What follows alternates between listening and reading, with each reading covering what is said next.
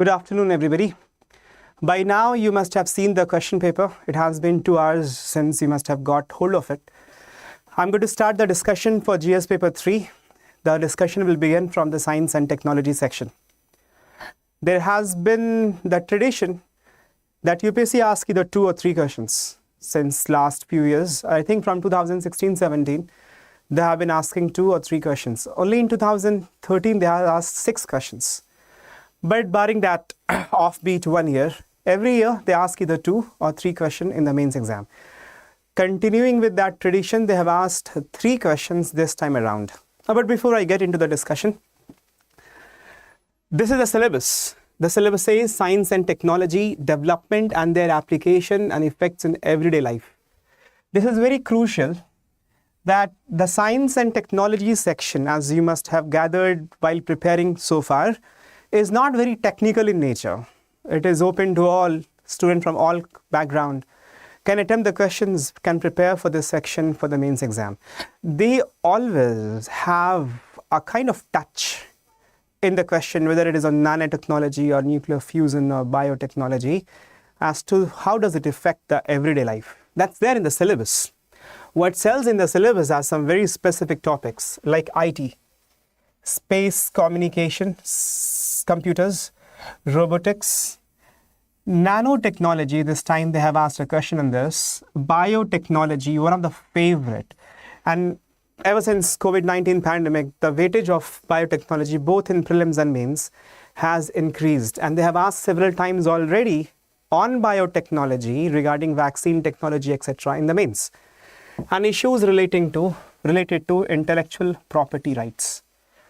But there's another thing in the syllabus, achievement of Indians in science and technology, indigenization of technology, and developing new technology. New technology is there in syllabus, and by the virtue of this, anything and everything which is upcoming can be part. Good afternoon, Bulbul. Can be part of the question. For example, AI. AI is new technology, is emerging technology, so that would be part of the syllabus. Blockchain technology, part of the syllabus. Big data analytics, part of the syllabus. Precision farming, part of the syllabus.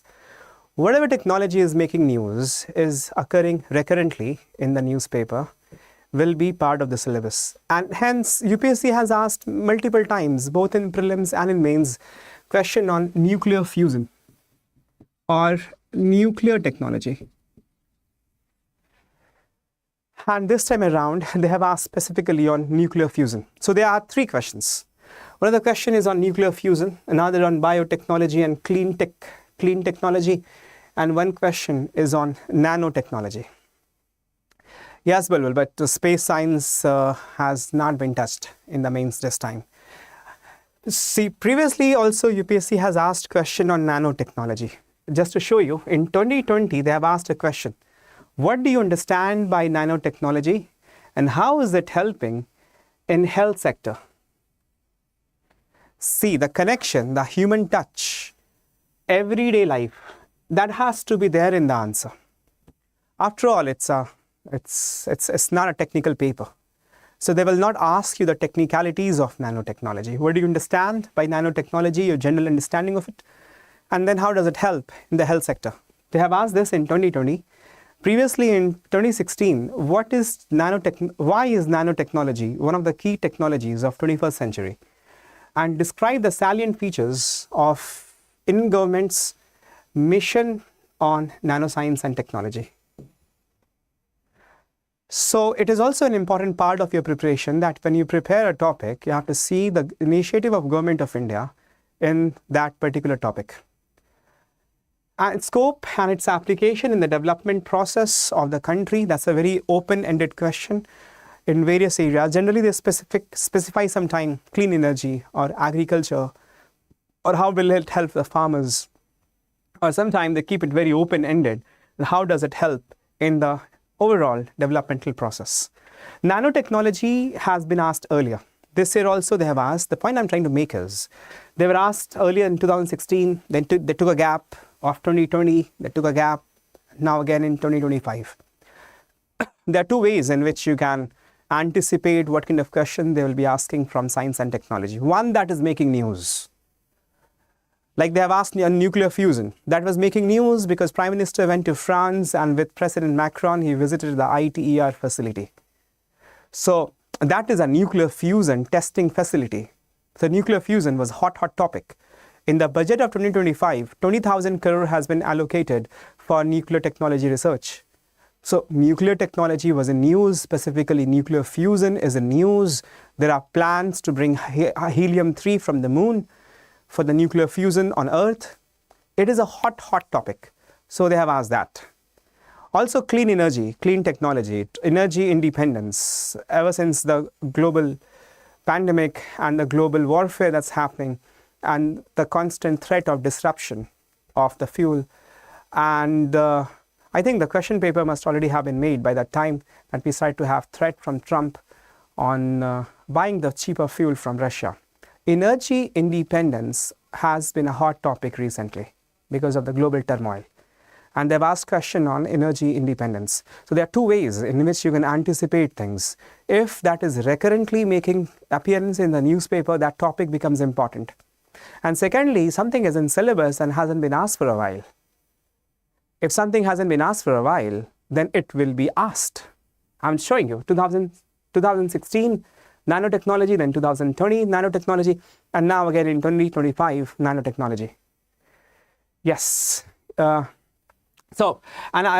have also asked questions on nuclear technology. See, in 2018, with growing energy needs, should India keep on expanding its nuclear energy program?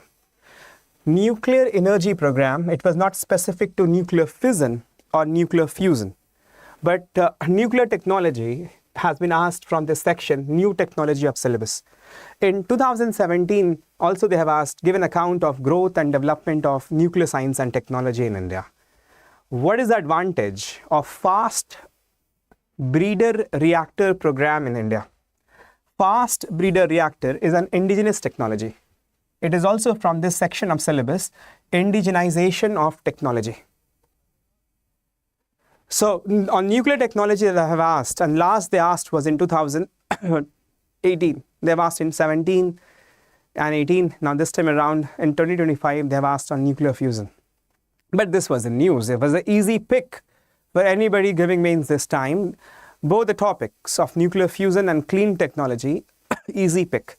Semiconductor, although has been asked, but economy teacher will take up the discussion on semiconductor manufacturing, but a little bit of technology will be involved in the semiconductor as well. And they asked that in the prelims paper as well.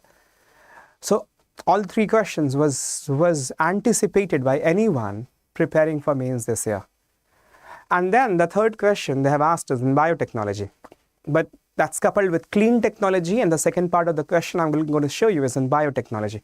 Biotechnology is in syllabus, and it's an important area among all. After space science, I think, the weightage of biotechnology in overall science and technology is very high. They have asked in 2019, how can biotechnology help to improve living standards of farmers? This is the general nature of the questions. That's the human touch they bring in technology. As to how they're not asking the nitty-gritties, the technical aspect of biotechnology, the nuclear transfer technology and cloning technology. They're not asking. They're asking how can it help. They do ask that technicality a little bit in the prelims, but in the mains exam, it's mostly oriented towards application of it. So biotechnology, how can that improve the living standard of farmers? What are the research and development achievements in applied biotechnology? And how will these achievements help to uplift the poor section of the society? You see that? Technology uplifting the poor sections of society. So that is everyday life and achievement of Indians in science and technology. You can see that in the first part. What are the research and developmental achievements in applied biotechnology? So these are the three areas in which question has been asked this year: biotechnology, nanotechnology, and nuclear technology.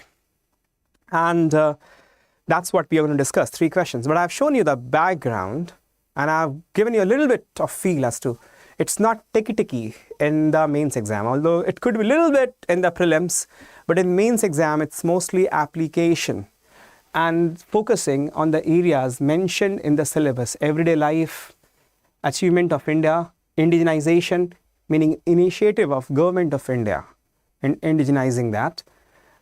So that's what you have to focus on: application, initiatives of government of India. Mostly that's what you have to see in the main section. So let's first come to the first question that has been asked. See the question number 5 of the paper. The fusion energy program in India has steadily evolved over the past few decades. Fusion energy, that's nuclear fusion. They have asked question earlier on the fast breeder reactor, but that is nuclear fission. This time around, they have asked nuclear fusion, because that's what is in news, that's what is the upcoming technology. But that's not the question. You see, there's no question mark or question directive here to analyze or comment or discuss. The fusion energy program in India has steadily evolved over the past few decades. Mention India's contributions to the International Fusion Energy Project. India's contribution, because that is there in syllabus, achievement of Indians or Indian institutions in science and technology. So the question is, mention India's contributions to the International Fusion Energy Project, which is International Thermonuclear Experimental Reactor. This is an international collaboration, and India is a founding member along with 6 other states. One of that is European Union. International Thermonuclear Experimental Reactor. This reactor is not a fission reactor, it's a fusion reactor. What will be the implication of success of this project for the future of global energy? Global energy currently is a hot topic. Because of the requirement of global energy, wars are happening. Because of that, China is exploring moon and South China Sea. Because of that, US want to go to the mines in Ukraine. Because of that, there are sanctions on Iran. So the problems are many because of global energy. And much of the problem, although that higher aspect, we do not have to discuss this. This has to be answered from the science and technology perspective. But I'm just telling you, it's a hot topic. And anybody could have anticipated a question on this. So the first statement is that the fusion energy program in India has steadily evolved over the past few decades. We have been working on it since 1980s, and the Institute for Plasma Research, this is the premier institution of India that is leading the research in nuclear fusion. See, so the reactors that we have presently, they all are fission, in which a larger nucleus breaks down into smaller ones. The uranium, that's break down into smaller ones.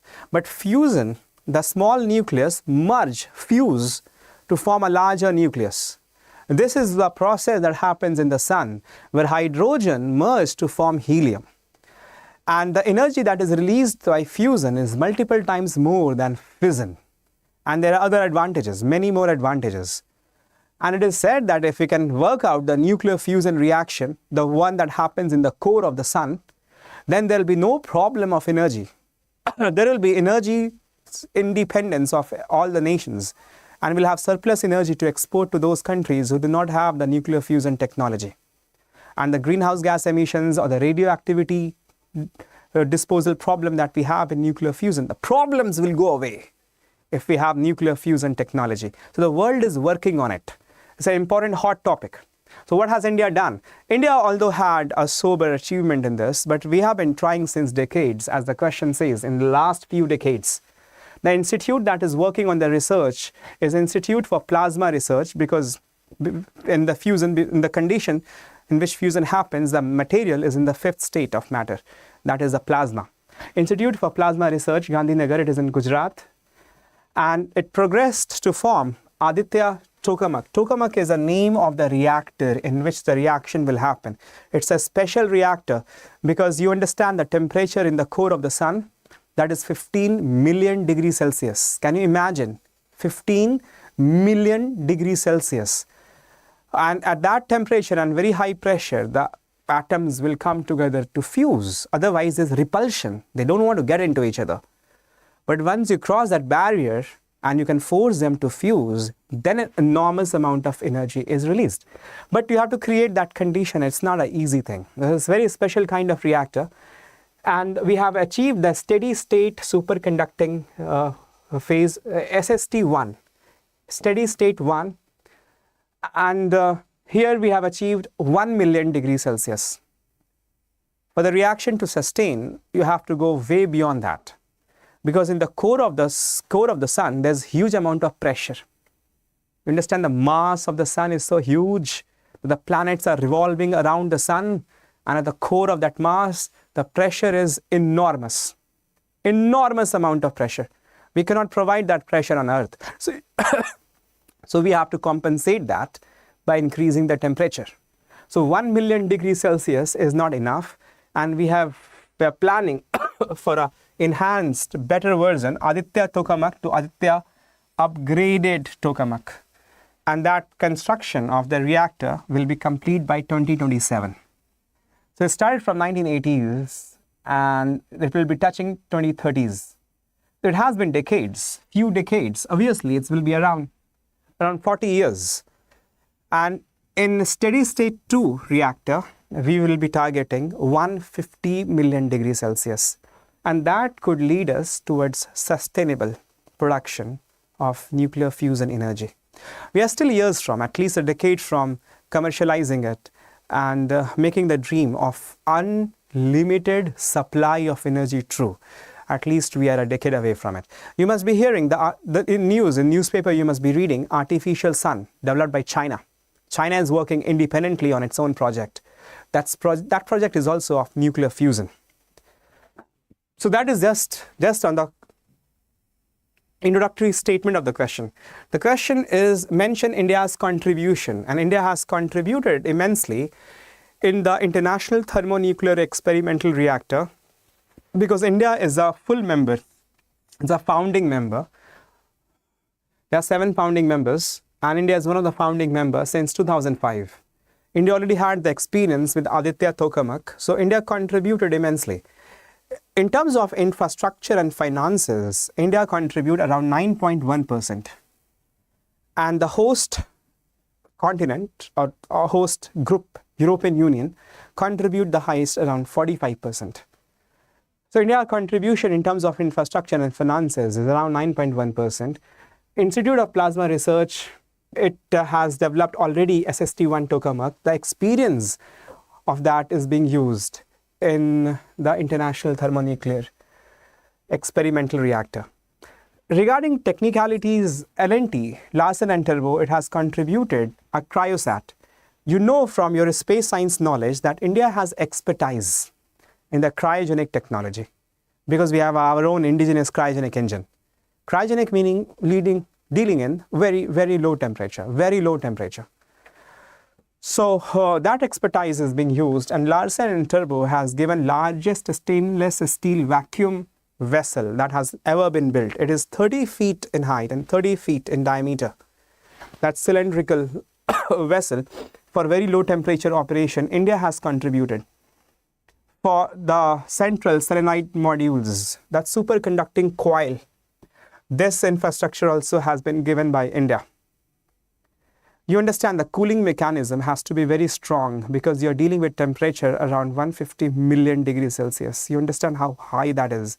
So the protective gears has to be very strong. The cryogenic system of liquid helium, that will be the core of the cooling infrastructure.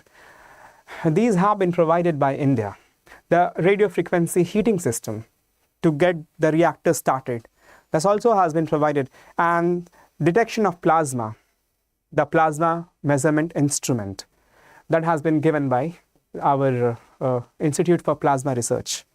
So these fundamental technologies India has given. India, more than 100 scientists trained in India, they are working there in the facility of ITER. So these are some of the contributions. Technical human resource contribution is very high, although the contribution in finances could be limited. But in looking at it from the perspective of human capital and technical expertise, India's contribution is very high in ITER. And then the second part of the question is, what will be the implication of the success of this project for future of global energy? The future of global energy is eyeing on this technology. The amount of energy that this technology is going to produce, there is no comparable other option. all eyes on ITER. If this technology comes about and they had the breakthrough of efficiency of producing 10 times the energy from the tokamak. With 50 megawatt of input, 500 megawatt of output has been generated. But you understand, in terms of reactors, this 500 megawatt is too less. It has to go to the level of gigawatt. But these are still in the trial stage. Once you go from megawatt to gigawatt, then your cooling system and stabilizing mechanism has to be very strong, because if that fails, then that will mean disaster of the scale unimaginable. So you have to proceed very cautiously, but nevertheless, this factor of 10 is very good. Initially, it was at the level of factor of 5. But the breakthrough has happened, and you understand the amount of energy that will be released. It will go very quickly to the factor of 100 and 1000. So by supplying very little amount of energy, we are going to create very high amount of energy. This is a breakthrough. This indeed is a breakthrough. Because in conversion of energy, there's losses. In renewable energy, we are not able to capture all the energies. There are huge amount of loss, but there is no loss here.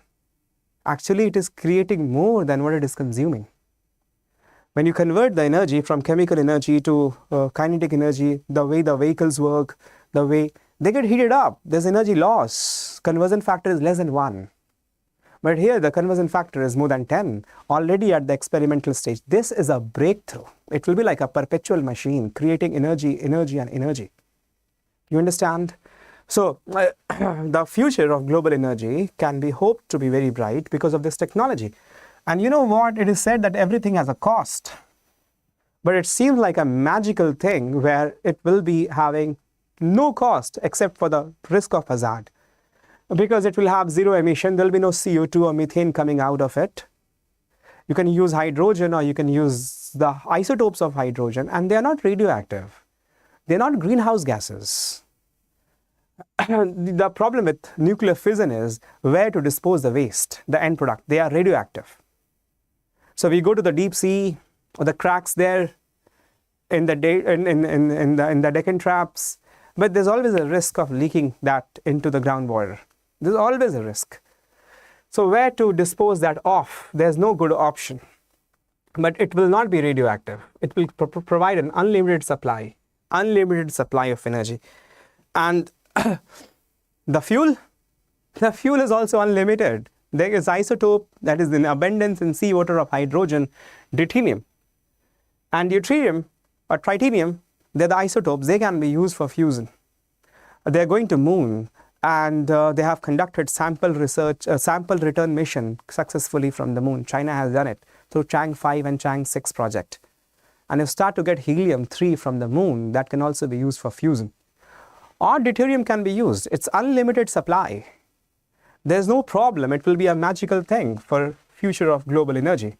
Energy security, that the second question is on, the next question in the paper, independence, energy independence, that can be achieved. So that will be a cursory answer to this question. Now let's move on to the second question. The second question is, how can India achieve energy independence through clean technology? Now they do not mention any specific technology, but they have mentioned energy independence. This is very important because we are energy dependent. You understand that. Both in terms of renewable energy and non-renewable energy. Now we are dependent, terribly dependent for fossil fuels. Also for the technology for non-renewable energy, we are dependent on import. So how can India achieve energy independence through clean technology by 2047? 2047 will mark 100 years of our independence from 1947. That is the significance of 2047. So after 100 years of independence, political independence, can we have energy independence after 100 years of our political independence? So that's the question. And then the second part is, then the second part of the question is, how can biotechnology play a crucial role in this endeavor?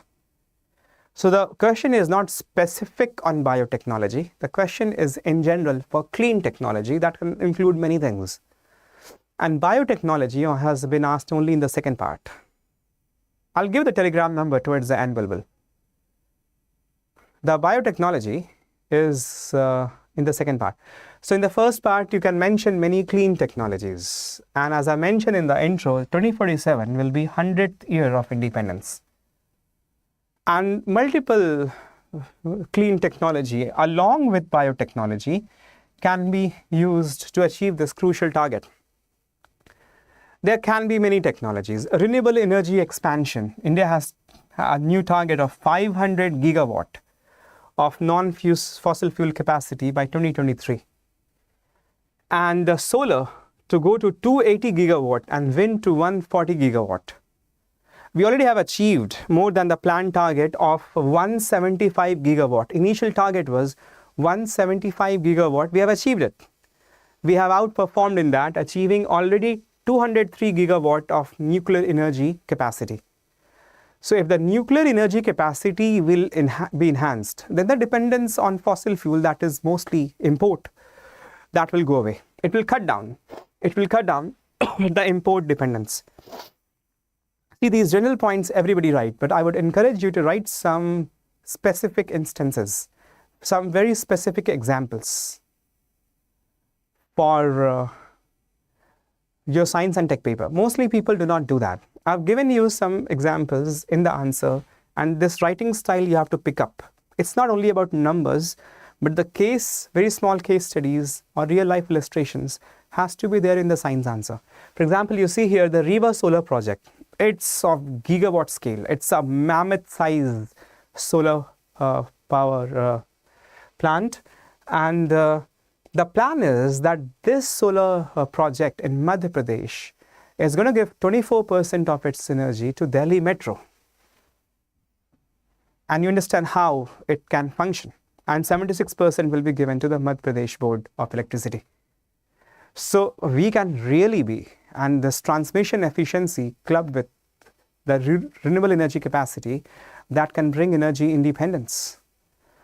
Similarly, the hydrogen, we have a national hydrogen mission under which the green hydrogen production is aimed at 5 million metric ton. And a lot of it has been achieved. That will cut down 12 billion annually from the imports of the fossil fuel. And Adani and Ambani, they both have started to work on this national green hydrogen mission. We also have electric mobility that targets 30% of electric vehicle penetration by 2030. And Government of India has taken many initiatives of public charging stations. Niti Aayog is leading on this in advanced chemistry cell, and there is production linked incentive scheme for advanced chemistry cell. Cell is battery. You understand that? Advanced chemistry cell meaning advanced batteries. That will include lithium-ion batteries that will have high storage capacity. Why? Because that will increase the distance the electric vehicle can run before it needs charging. So before the next charging, generally if you fill up the fuel tank of diesel vehicle or petrol vehicle, it will run around 400 kilometers on highways. But that was not the capacity of electric vehicles, and that was one of the problems that we had in pushing the electric vehicles. So if better batteries meaning more storage capacity means larger the duration and the length of distance before the car needs or the bus needs next charging. So more charging stations on the highways and advanced chemistry cells, that will be important. Ola Electric and Tata Motors, they're already leading the electric vehicle ecosystem. In Tamil Nadu, Ola Electric has established a battery factory. Battery technology is very important, very, very important if electric vehicle have to work. And unless we have these, unless we have indigenous production of battery technologies, unless we have electric vehicles shifting to renewable energy, we cannot have energy independence because we do not have fossil fuels reserves. So we have to look at it elsewhere. And where is elsewhere? Elsewhere is in renewable energy. And there is storage. And hence it can be used in vehicles and metros, etc. What else can be done is nuclear power. We're already working on it. We are working on ITR project. We have just seen that. And if that becomes successful, then voila, the problem solved of the global world and everybody's problem, all countries' problem, if the nuclear fusion, God willing, if that works. So the energy independence that can come like this, if the nuclear fusion technology, we can work around it, having the safety measures as well. So we're already working on that, the nuclear power. Biofuels and ethanol blending, the target already have been achieved in 2023 of 10%. We have achieved 12% in the ethanol blending in petrol. And the target was of 20% by 2030, but that has been upslided 5 years. Now the target is of this year in 2025, that blending must increase to 20%. Why ethanol blending? Ethanol blending reduces the pollution coming from petrol vehicle. Does it decrease the efficiency? Yes. A little bit of efficiency of the vehicle is decreased by ethanol blending, but it decreases the pollution as well and decreases the overall cost of petrol theoretically. But in India, that has not been passed on to the consumer. But nevertheless, theoretically, it costs less to the government if the ethanol blending is done. So that reduces the import of petrol, and that reduces the burden on environment because of pollution. So how can we decrease the dependence on import? These are some of the ways in which the dependence can be decreased. But biotechnology, I haven't added here yet. That's the second part. How can biotechnology help? Biotechnology alone will not do it. So UPSC has not been asking in the format how biotechnology will help in energy independence. Clean technology, biotechnology will be the one contributor to it. But the battery technology and the solar technology and the wind and others all have to be used. Biotechnology can also contribute. Biotechnology can contribute around 20% of this target. We already have ethanol blending E20 target, 20% of ethanol in the petrol by 2030, that has been upslided to 2025. So that alone is going to reduce the oil import by 30%, by 30,000 crore annually. That is huge. That is huge. Now, where do you get ethanol from? If you can add ethanol to petrol, then energy independence can be aided. Where do you get ethanol from? Ethanol can be coming from the corn or the sugar cane, first generation ethanol, but that will have stress on food security. So the second generation ethanol has to come from the residues, and special algae can be developed to transform those residues to ethanol. So that's where biotechnology can come in many various ways. There are many technologies of compressed biogas, biojet fuel, biomass co-firing in the power plants, and we have targets. The power plants that uses coal as a fuel, the biomass can also be used, and 70% of the mix in coal power plant. Biojets, 2% blending. As we're having ethanol and petrol, in the flights, 2% blending can happen. 5% blendings in the CNG. The blending, this is of petrol. In CNG, it can go. In the flights, fuels, it can go. In the power plants, it can go.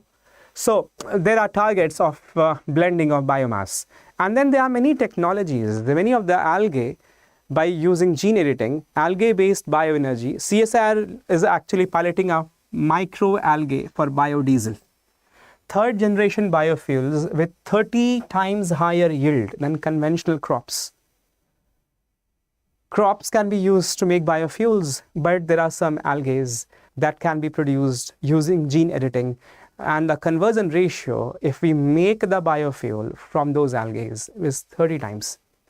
So gene editing can be leveraged to create those algae that can help in the production of biofuels. Similarly, the bioethanols that can be used, it is actually being used. Indian Oil's Panipat plant that is producing ethanol from agricultural residue using biotechnology, specialized algae. This is second generation. This is second generation. When you use food, sugarcane and corn, that's first generation. When you use crop residues, that's second generation. And when you use a specialized algae, That's the third generation. This is a second generation plant. So that's also biotechnology. The microbial biofuels, direct electricity generation from organic waste. This can be aided by microorganisms. Biohydrogen, there are algae, cyanobacteria that can do photobiological hydrogen production. That's the direct production of hydrogen. Otherwise, we require electricity and electrolysis to produce hydrogen from water. That's very, very energy intensive. Very energy intensive. But if the algae is, and we can specialize bacteria, you know from your knowledge of biotechnology that there are cyanobacteria that fix nitrogen from atmosphere. They fix oxygen. They act as biofertilizers. They can be designed to fix hydrogen as well, and we can collect the hydrogen. So, but that is of course a slow process, and that will not be used at mass scale. But nevertheless, that can be done. Genetic engineering for conversion of biomass. So biotechnology will have its share, but that cannot become a replacement. You still require solar energy, you still require wind energy, and you still require nuclear energy, especially nuclear fusion.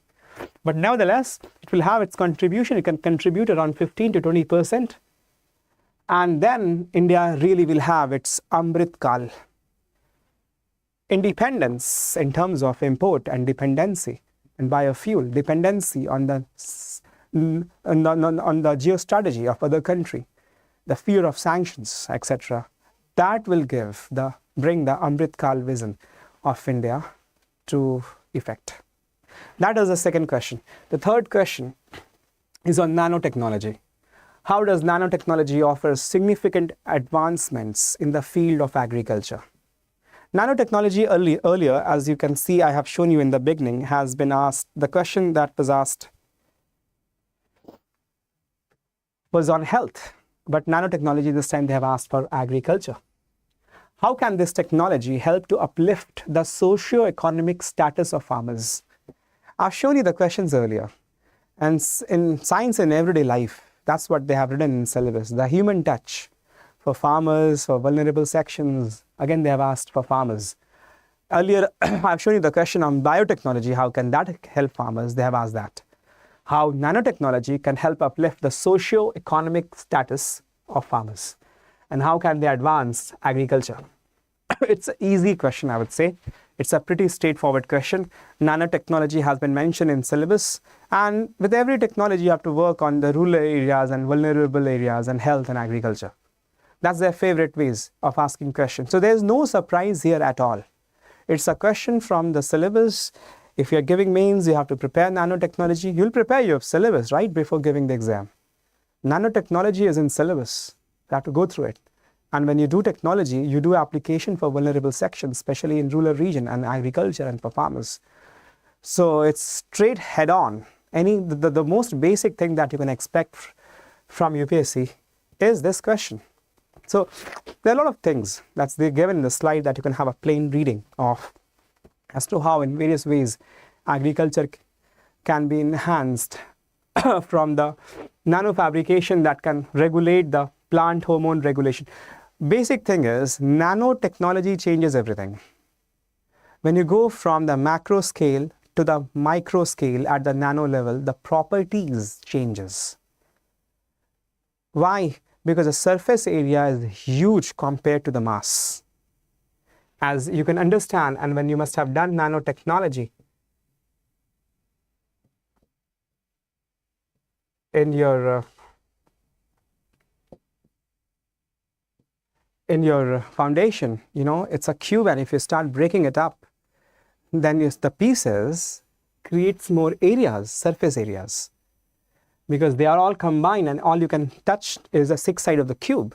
But when you break it up into different pieces, then more areas are exposed to atmosphere, and you go on breaking it down into further pieces. It just keep on going, and more surface area keep on coming up. So the surface area at nanoscale becomes enormous. So the absorption capacity of anything at that level is very high. So the plant uptake of the nutrients become very high. The catalysis becomes very high. The release of hormones becomes very high. The growth becomes very high. growth rate. So the magic happens because of enhanced surface area at the nano level. You can use that in health, you can use that in vaccines, you can use that for agriculture as well. So it's a machine that's highly efficient and highly miniature, very, very small. That's what it is. So it can see the hormone regulation, it can see the crop disease detection, nutrient management, pest detection. It's a machine. You can understand it as a bot at a nano level that can do the regulation, that can do the transportation, that can make the whole system very, very efficient. And when that happens, then the socio-economic upliftment, productivity will be high. That's economic. Access to market, because nanotechnology can be used for packaging and extending the shelf life. So you can have a premium if you're using nano product and nano packaging. Employment and skill development, trained manpower, that's all economic. And of course, it will help reduce poverty and stressed migration and the environmental risk, that empowerment, social and environmental. That's social upliftment. It's all jotted down here. I'll not be reading it up, but you can read from here and you can get a sense as to how to prepare for your turn next year is to do the syllabus. And within that, whatever is making news, prepare that specially more. And as they're given the syllabus, the initiatives of Government of India, institutions of India and Indians individually, and its impact in everyday life for farming, for vulnerable sections, on women, on old age, etc. You have to specially prepare it. It's not a technical section. It is not. The previous year's question, plain reading of that will guide you as to how to prepare it. It's mostly application oriented in mains, and it's very predictive. It's not very uncertain like prelims and whatever they can ask from beneath the sun. It's very predictive. It has to be in syllabus and it has to be appearing in newspaper. There are only two ways in which the questions are asked. Okay, if you want to be in touch, you can search me on Telegram. You can search Ethics and Essay by Faizan Khan, and I'll be taking your ethics discussion also this evening after the fourth paper. So be in touch, and the next faculty will come in to carry forward the discussion.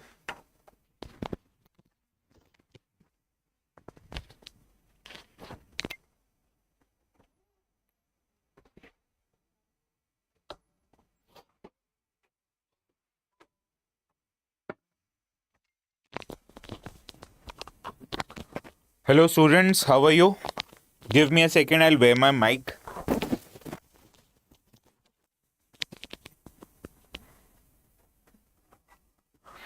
So working Sunday for all of us. Hello Bulbul, how are you?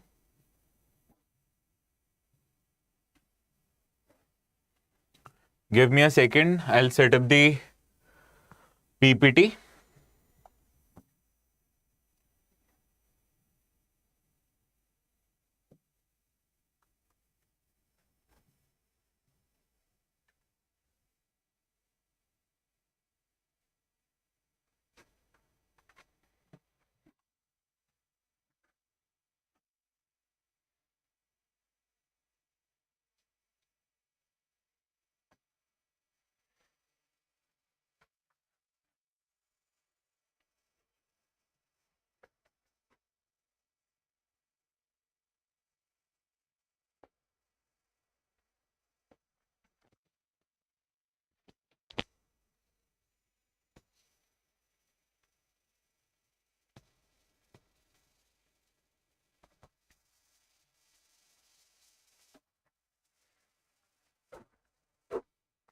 So let us start with the economy discussion.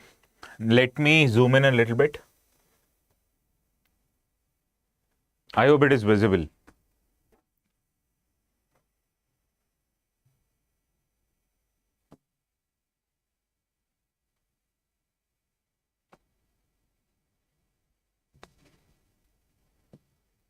Yeah. So the first question that we are going to discuss is the first question in the GS paper 3, that is relating to economy. Now I'll read the question. Distinguish between human... Why is this creating a problem? Yes, distinguish between the Human Development Index and the Inequality Adjustment Human Development Index with special reference to India. Why is IHDI considered as a better indicator for estimating inclusive growth? Now, in economy, you have to remember one thing. You have to write it somewhere. It is very important. Whenever a question comes in economy, there are majorly two ways you can start your answer: by defining it or by stating a fact. In economy, stating a fact works in a much better manner as compared to giving the definition. But in this question, you can't straight away start with giving a fact. Why? Because this is asking you to distinguish between two different indices. So you'll have to start your answer by telling what these indices do. So the introduction, you have to write that the Human Development Index, which is developed by UNDP, it measures progress in health. It measures progress in health as well as education and income. Naturally, the other aspect of it is the inequality adjusted HDI. Now, the difference between HDI and inequality adjusted HDI, as the name suggests, is that it incorporates the factor of inequality in distribution of health, education, and income outcome. So, this is how you'll start your answer.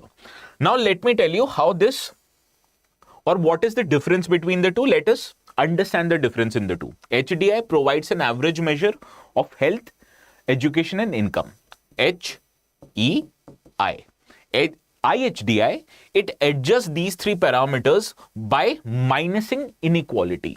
So obviously, HDI does not take into account inequality. IHDI takes into account inequality. So obviously, a country like India, where inequality is much more prominent, so India would have a lower value in IHDI as compared to HDI. So this is even true in India's case. Let's see, take in point the examples. Now the HDI rank of India in 2021 was 0.644. We have ranked somewhere around 130. Today also we are ranking 129 or 130. But in India, IHDI would be lower due to inequality that exists in income, gender, caste, and rural and urban access. And this is much more prominent for gender-based inequality, where women in India, they have lesser access to income, they have lesser avenues to participate in the labor force, they get educated less, and their health concerns somewhat are more ignored as compared to men. So this is the reason why you need an inequality adjusted HDI to take into account the levels of inclusion or inclusive growth in India. Why? We need to promote growth for all, and we can't discount inequality for the same. That is why you need to understand, this is the reason that you'll quote why IHDI is better for inclusive growth. First of all, it captures equity in distribution, and you can understand in India, inequity is higher compared to caste-based differences, gender-based differences, rural or urban-based differences. Therefore, it highlights whether growth benefits are actually accessible to all parts of the society or not. Similarly, it provides you a much more realistic and updated view which can be utilized by the policymakers to implement a better and more inclusive policies. And you'll conclude your answer by stating this fact, that IHDI is a truer reflection of inclusive growth, especially for a diverse society like India. Now, usually this question straightforward is quite easy. But when you read this question in a mains examination, you'd be surprised. Why? Because factors like index, these are much more prominently asked in the prelims examination, not so much in the mains. That is why I rate this question somewhat on a tougher side. Out of scale of 0 to 10, 10 being the most difficult question, I'll rate this somewhere between 7.5 to 8 because of the non-so-common topics for the mains examination. Now, let us consider the second question. What are the challenges before Indian economy when the world is moving away from the free trade and multilateralism towards protectionism and bilateralism? And how can challenges or these challenges be addressed? Now, the specific reason why this question was asked, obviously you need to understand, is because of the policies of US under the presidency of Donald Trump. Now, because of these policies of US, earlier US was what? Champion of globalism, champion of multilateralism, champion of globalization. But under President Trump, US is moving towards a more issue-based or a more cost-benefit way of taking things into account. So that is why they've started implementing what kind of policies? Tariff policies. They want to sign a trade deal bilaterally with countries, relying less on multilateral bodies like World Trade Organization. So this is the context in which this question has been asked. Now, the global trading order is witnessing a shift, obviously, from multilateralism, which was heralded by an organization like WTO, towards protectionism and bilateralism, which is driven by geopolitical tensions, supply chain disruption, and rising nationalism. Now, these three topics or these three keywords are essential for your introduction because geopolitical tensions exist between US and its allies. It exists between warring parties like Russia and Ukraine, which has taken a competition of East versus West. Similarly, supply chain disruption we witnessed, which increased a lot during the COVID-19 pandemic, and rising nationalism have led to policies like tariff policies, policies like bilateralism instead of multilateralism. So these three keywords are essential to make your introduction a perfect introduction. And for India, which is an emerging economy, and you understand, for an Indian economy to grow further, we need multilateralism. We need more free global trade, not segmented or siloed global trade. That is why this transition poses risks and opportunities. What are the risks or challenges? Let us understand this. Now, first of all, what you need to understand that this kind of a challenges are why India is facing challenges in this regard is because of decreasing export competitiveness. Now, for products or our products to be sold in export market, we need our products to be cheaper and competitive. But because of tariff and non-tariff activities that are going on these Western countries, our key markets like European Union and US, this makes our exported products into those countries somewhat expensive. And that is why it reduces our export competitiveness. Case in point, our important export items like textile, gems, and even agricultural products, they are facing tariff barriers, non-tariff barriers like sanitary and phytosanitary restrictions. So that is why it makes our products less competitive in export markets. Second, obviously, is the supply chain vulnerability. What more can I emphasize about this rather than critical imports and exports like semiconductors, auto components, critical minerals, rare earth elements, right? And because of these disruption in their supply chain, our production costs have raised. We haven't been able to meet the timelines which are very strict in the global markets. That is why threatens our key development in the sector like semiconductors, which has implications on other sectors like automobile, electronics industry, etc. Right? Similarly, earlier whenever there was this trade dispute, we had a recourse of going to WTO because WTO was like a policeman watching the global trade. But now, with the policies of US, we have seen that the dispute settlement body of WTO, they have taken a backseat because the appointments have been delayed. And that is why the paralysis of WTO's dispute settlement mechanism or dispute settlement body has undermined what was known as rule-based trade. And we needed the rule-based trade to eliminate the kind of disputes that happen in the bilateral and multilateral trade.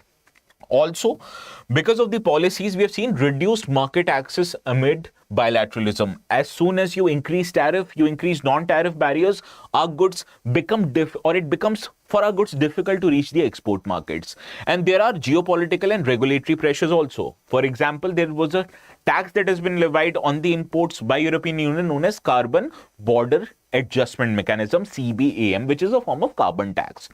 Now here, our export products like steel, aluminium, they face restricted market access, or even if they get market access, the cost of those products rise in the export markets. Similarly, data localization demands have increased, which has negatively impacted our key services exports like the IT sector. Now, the next part of this question is how can we address or deal with these challenges? Let us understand this. Now we need to diversify our export markets. You understand, our key export markets being US and European Union, we are facing troubles in these export markets. So another option that we have is that we have to rely less on them and increase our reliance on other important markets, be it ASEAN, be it Latin America, be it other lesser developed European economies like the Central Asian republics. That is why you'll see India is trying to build its bilateral relations with these countries. India is trying to develop the international North-South corridor so that our goods can reach there at lesser amount of time and at a cheaper cost. Similarly, we also have to increase our domestic manufacturing and domestic manufacturing expansion, and this can be done through policies like PLI. There's a separate question for PLI, we'll deal with it separately. And therefore, we can start manufacturing, provide more incentives to the manufacturers in India so that our export competitiveness increases and the cost of our production reduces. Also, we need to deepen the resilience of supply chain, and here the diplomacy can play a very important role. For example, during the COVID-19 pandemic, there was this initiative known as Supply Chain Resilience Initiative, which was an initiative led by Japan, India, and Australia, JAI. So these kind of a bilateral mechanism, multilateral mechanism can be taken into account so that we reduce our dependence on countries like China, and this would negate the possibility of future supply chain disruptions. Also, we need to revive multilateral trade governance because our interest lies in a global body like WTO. We can't let it become a dysfunctional body. Otherwise, it harms our interest, because going forward, as our trade is going to increase, so will the disputes. That is quite natural. But we should be able to resolve these disputes where a body like WTO will play a very important role. Further, in terms of our cost of doing business, there is certain improvement that we still need to make, be it regulatory reforms, be it reducing the judicial pendency, be it investing further in logistics so that our logistical costs reduce, providing increased access to MSME, digital frameworks to reduce costs. This will help make our products more and more export competitive. Understood? So this is what we can do. Now, to conclude this answer, how we conclude this answer? You have to basically, whenever you don't understand what is the nice conclusion, what you have to do is basically you have to summarize the entire discussion in 2 to 3 lines. This is what we are going to do in this particular conclusion. It says India must combine domestic capacity building with proactive trade diplomacy, which would turn this global headwinds into opportunities for inclusive growth and resilient growth. Remember, there was this famous statement made by PM Modi, "Aapada ko avsar mein badalna." That means during an emergency situation, we should look at the situation from a outset or from a perspective of opportunity, and this is what we need to do. Understood? Now let us move to another question. This question is basically a very straightforward question. It asks you to explain the factors which influence the decision of farmers for selecting high value crops in India. This basically is a question that has been asked from cropping patterns wala question statement, right? And this is a 150 word statement. So basically this question is providing you only one dimension that you have to address, that what are the factors contributing farmers to make a decision towards what crops to go and what crops not to grow. Now here we have to start our question by defining what crops are more desirable for Indian agriculture, be it from the income side of the farmers or be it the demand side in the Indian markets. Now here, high value crops, not cereals but fruits, vegetables, spices, flowers and plantation crops, they offer higher returns to the farmer per hectare of their cultivation, and their adoption, however, depends on many socio-economic and geological and ecological factors. So let us understand all the factors that contribute towards this direction. Now, first is obviously the agroclimatic condition. You obviously understand soil type, rainfall, irrigation and temperature suitability are the most important factor that decides what kind of a crop is most suitable to that area. Suppose the hill regions of Himalayas, the hill regions in the Nilgiris, these areas are more conducive for plantation-like cropping. That is why tea, coffee, etc., these are more prominently grown in those areas. Whereas the other areas which provide support of irrigated water, there we can grow more and more water intensive crops. Similarly, areas that have dearth of groundwater or dearth of irrigation water supply, there we can grow pulses, because going forward the demand of protein rich foods have increased, and so has the demand for pulses, and we still are dependent on imports to cater to our domestic demand for pulses. Same is with oil seed. So these areas can be promoted to growth oil seeds. Second is the market access and demand. Now, if you look at the household consumption expenditure survey, this survey conducted told you that the demand in the market or people's consumption has been changing. Earlier, it was very cereal centric. Now it has become a more nutrification or nutrition centric food item. So that is why protein-rich items, nutritious items like millets, they have increased their demand in the market. And proximity to urban centers, mandi, food processing hubs, they also play a very important role in promoting market access and demand. And that is why you'll see the major vegetable growing areas are very near to our urban centers. Why? Because the demand of vegetables, demand of green food is more in urban areas. So that is why farmers, they are planting those crops very near to the urban areas. Also, infrastructure plays a very important role.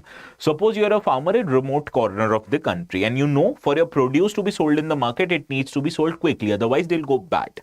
So for that, or to promote the cultivation of these kind of crops in remote areas, you need a good cold chain infrastructure, which is absent in most of the rural areas in India. So that is why we need to make more available of the cold storages, transport processing facilities, so that these areas can be utilized and not let in vain. Similarly, risk and price volatility factors also play an important role. There's an important phenomena in economics known as cobweb phenomena. This we have seen with respect to pulses. This we have seen with respect to crops like onion, whose demand and supply, they fluctuate a lot, contributing to their price volatility. Similarly, have been government policies. Now, government policies like MSP regime, it is more cereal centric, predominantly rice and wheat centric.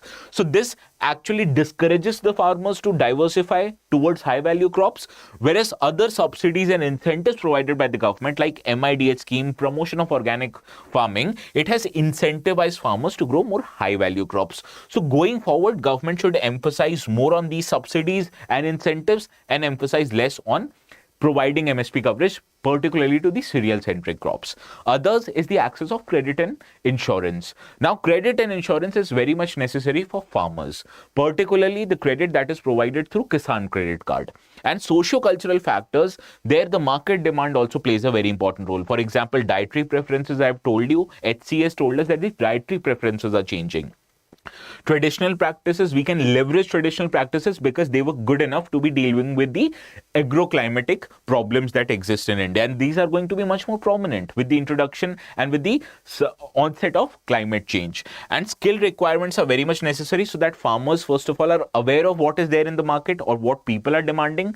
Similarly, they should have the idea to use less resources as possible and get higher yields as compared to their traditional farming methods. So these are the important decisions that drive the factors towards or away from a particular crop.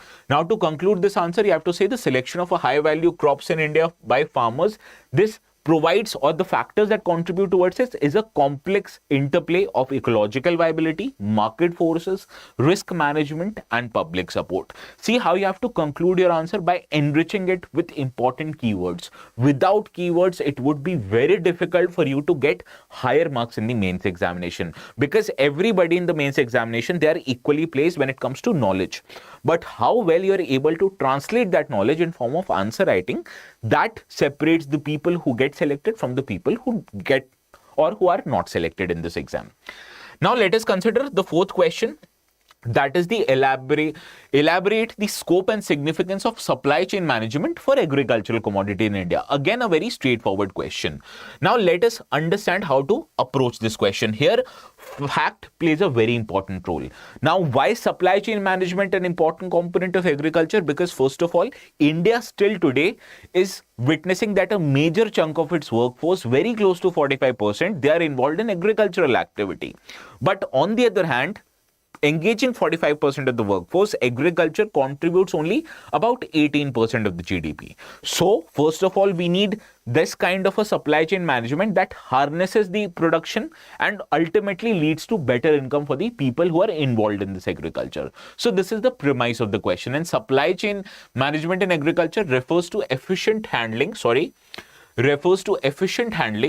to the flow of farm produce right from the production, that is at the farm level, towards storage, processing, and ultimately to the market of final products in India, which is the mandi. And every link in this cob or in this web needs to be efficient for us to get higher returns to the farmers. Now, the scope of this event or of this purpose is quite huge. First of all, the post-harvest management can play a very important role. Now, here what becomes important is the amount of food wastage in country. There has been various studies that has tried to quantify the amount of food wastage in India. One of the key results have highlighted that currently 4 to 6% in cereals, but up to 20% of fruits and vegetables, that is close to 1/5, get wasted because of lack of supply chain management. So the scope is that by improving post-harvest management, we can reduce the food wastage. And we can do so by constructing cold chain warehouses and providing electronic integration of all the mandis through eNAM. Similarly, this can also help us in value addition. Let us consider if a farmer sells his normal product in its original form in the mandi, he would get lesser amount of money. But let us assume in a scenario where a farmer could get into a contract agreement with a food processor. So for farmer, he gets reassured by the income because it has been fixed before. Similarly, the food processor gets reassured about the quality and supply that he will get for its food products. So both, it is a win-win situation for both of them. Similarly, we can leverage the use of digital platform to help farmers and contractors meet, to help farmers and end consumers meet, to help farmers get their payment as soon as possible from their mandis for their cultivated products. And it can play a very important role in export competitiveness. How? Now let us assume you're selling raw potatoes or raw onions to other markets. Now imagine if you are selling this potato to a food processor and he or she is making potato chips out of it, so obviously you'd get a higher income for your potato chips which is sent abroad. So here export competitiveness will help, particularly from the perspective of food processing industry. Now, why is this sector significant? Let me give you certain important facts. First of all, it ensures that the farm income farmer is getting more share of its income as compared to the middlemen which are making it. It ensures price stability and food security in the market, contributing to low food inflation, which is one of the key achievements of this present government in the past few years. Similarly, it strengthens the domestic manufacturing, it strengthens food processing, it strengthens Make in India, and also promotes our export growth, which needs dire improvement. Similarly, it also promotes sustainable agriculture by cutting losses. Suppose our overall wastage gets reduced, it automatically would solve a lot of resource intensive problem that plagues our agriculture. Now, to conclude, I can say that a robust supply chain management in agriculture is crucial for doubling farmers' income, because this was one of the objectives of government, that they wanted to double the income of the farmers, achieving sustainable development goals and ensuring an inclusive and rural growth. Understood? So this becomes very important. Now let us understand how to solve this another question. Now, like the first question, this also becomes very difficult. Why? Because it is asking you an index, which you would normally prepare during a prelims. So how this index can be used as a tool for assessing the fiscal performance of states in India, and in what way could it encourage the states to adopt prudent and sustainable fiscal policies. Now, first of all, why this question was asked? You need to understand that since COVID-19 pandemic, India or government of India is facing problems with many state governments, prominently being the Kerala government. Now, the problem that Kerala government highlighted, that it had loan spending with the state government like every other state governments. But because of these spending loans, this union government was preventing Kerala government from raising resources from the market by issuing state developmental loans. So that is why, first of all, we need to assess what are the different fiscal health of the states, then only we can permit them to borrow more or less, right? So for that, fiscal health index plays a very important role. It is a composite measure of state finances, which is based on indicators like revenue generation, expenditure quality, debt sustainability, and the management of their overall annual borrowing, that is fiscal deficit. Now, it provides a better and a holistic picture beyond headline deficit numbers, because once you witness the deficit numbers in absolute terms, how will you be able to compare it with? But when you have this index, you'll be able to understand that this one state has a better or a worse financial health as compared to its peer states. And this is where a fiscal health index can play a very important role. Now, how it can play an important role? First of all, it can act as a comparative assessment. It enables rankings of the state on how fiscal disciplined they are or how efficient they are in their discharging their revenue and expenditure obligations. Similarly, it also provides you a multidimensional evaluation. It considers revenue buoyancy, how your revenue changes with the changes in growth levels of the country, how your expenditure priorities are, whether you're spending more on revenue obligations or whether you're spending more on capital expenditure. And we know capital expenditure from the growth of economy's perspective is much more desirable. Debt servicing capacity, whether the state has taken a debt or is it in a position to return that debt, we also need to know that. And what are the trends in its fiscal deficit, whether the state is trying to stimulate its economy by relaxing its fiscal deficit targets, or is it on a path of fiscal consolidation, that also needs to be ascertained. It also helps in policy making. First of all, when the state governments and when the union government know about their finances, they only then try to mend its policy on this way, either be it counter-cyclical policy, be it pro-cyclical policy. Similarly, it also helps in improving the state-level finances in terms of transparency and making the governments more accountable towards its ultimate people and general public in India. Now, how it can improve and make policies more sustainable, let me tell you. First of all, it directly pits one state against another. That is known as competitive federalism, right? So this ranking, it creates reputational incentives for the state, which would want to obviously improve on their fiscal prudence. Now, another or even a more better aspect is that the central government for recent years has been trying to incentivize states who have become more fiscally prudent. And here, the state governments have provided, or they have been provided with extra borrowing space, particularly to the governments who have tried to control and consolidate their finances. As per the 15th Finance Commission and even the provisions introduced in Union Budget, the states who have made reforms in power sector, ease of doing business, they have gotten an additional borrowing limit or extra leverage of borrowing up to more than 0.5% of their gross state domestic product. Also, government is offering many performance-based incentives to states for improving their local body finances, health, power distribution, receiving extra grants. Government is trying to lower the borrowing cost, that fiscally strong states obviously enjoy a better credit rating, so they are able to offer their bonds at a lesser interest rate as compared to fiscally less prudent states. So this allows the state government to borrow for less money, obviously reducing their interest obligations later on. Similarly, what you have to understand is that it also promotes greater central transfers. Now, one of the key conditions that the bodies like, or constitutional bodies like Finance Commission provided, that they incentivize the states who have a better revenue generation. Therefore, it allows these states to gather a larger share of funds that is meant for other states as a part of the annual transfer made under the formula of Finance Commission. Similarly, it focuses more on productive spending, whether state governments, they are looking to distribute more freebies or they are looking to make more expenditures on the capital account. Similarly, debt sustainability, all the states and central government have to follow their respective FRBM targets, and therefore it helps prevent unsustainable borrowing and reduces the intergenerational equality that comes as a result of it. Also, it makes states more focused on their reforms. First of all, GST compliance, widening the tax base, and it would strengthen their public financial management. So to conclude, you have to justify that this FHI, Fiscal Health Index, it provides a valuable tool for objective assessment and policy guidance, encouraging states to adopt prudent, transparent and sustainable fiscal practices. And it contributes to long-term macroeconomic stability, not just of that particular state, but on a broader level of the entire Indian economy. And this also promotes the spirit of cooperative federalism that I've already mentioned to you, that it helps, first of all, pit one state into another. And we all know competition improves us to do much better. And this would be the same even for the state governments. Now moving to another question. This is a straightforward question. Discuss the rationale of PLI scheme. Production linked incentive scheme has been in use for many years.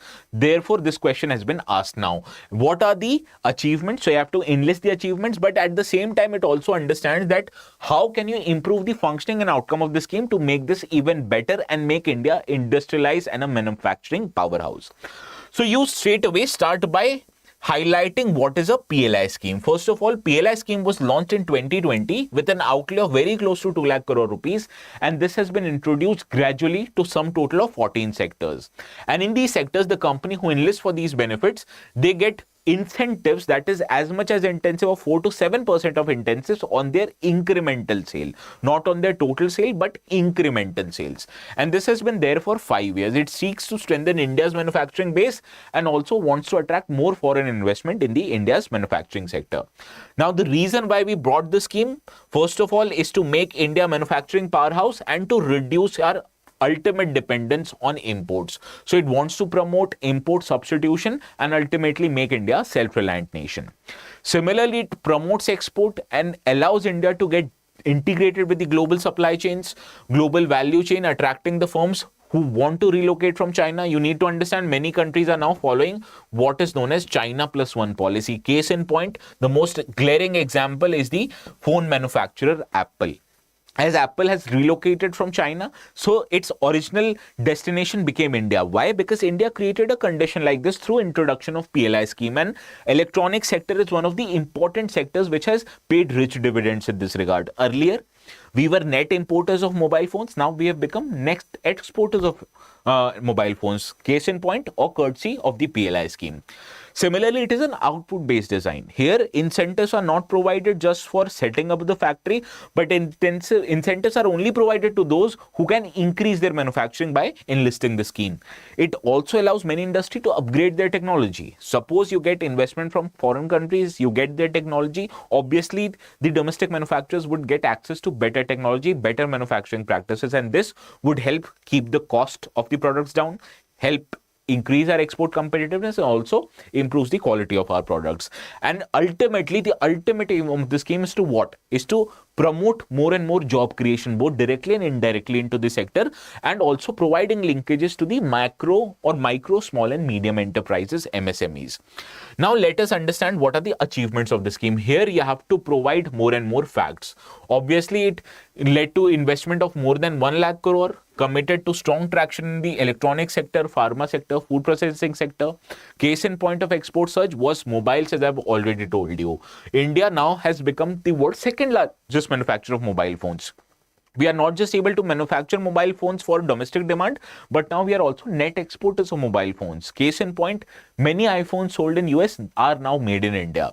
Similarly, it led to creation of 7 to 8 lakh direct and indirect jobs, which leads to multiplier effects. Suppose people are getting employed, it leads to more disposable income, and this disposable income would create more and more demand in the economy.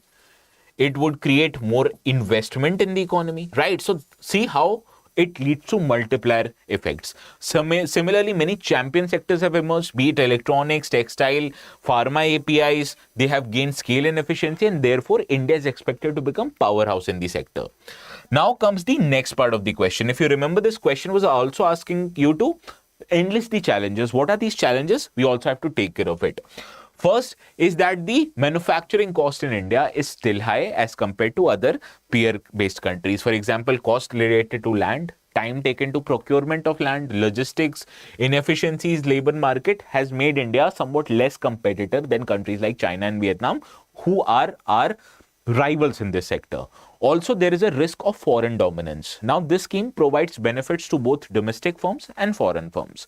But now, suppose if foreign firms are better placed in this regard, you may think that the majority of the benefits would be cornered by foreign companies. So ultimately, we are trying to increase the manufacturing sector, but as a unintended consequences, it would lead to dominance of the foreign companies in the market.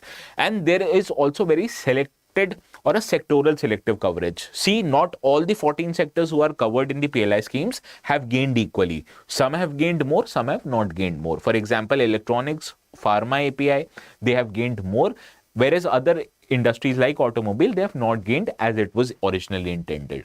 Also, there is a possibility that this kind of an incentive might promote rent-seeking behavior, similar to what was the license permit Raj system that existed in the socialist era in India.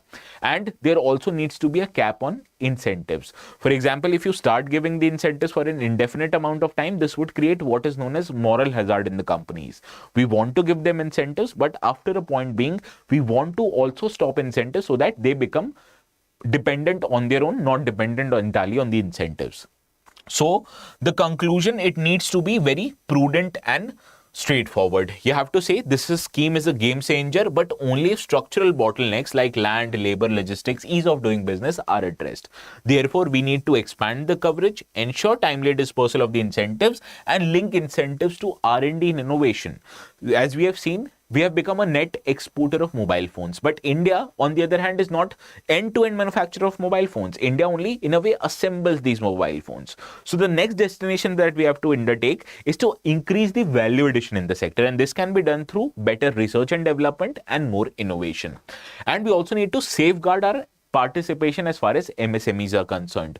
So this scheme, in a way, after we have done this, then only it would be truly transformative. So you have given a positive approach, but you've also enlisted beautifully what are the challenges that we need to address to make it even better.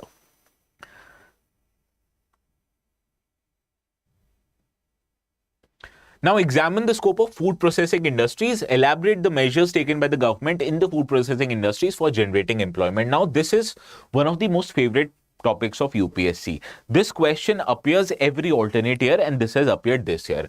Now to start off this question, the best way is to grab this question by the scruff of the neck, and how you would do that? By supporting and giving best facts. And the best facts in this regard are India is the world's second largest producer of many important commodities, and food processing sector has been called as sunrise sector, which contributes 25% to our agricultural GDP. So this sector is very significant if we have to transform our agriculture produce into making more availability of value-added products and bridging the gap that currently exists from farm to fork. So the scope of food processing sector is few. First of all, the raw materials that you require for food processing sectors, agricultural commodities. India has one of the benefits that India geographically provides multiple and diverse agroclimatic climates, and in these climates we can grow each and every crop that can be grown. Therefore, it provides a wide set of raw material base for the food processing sector.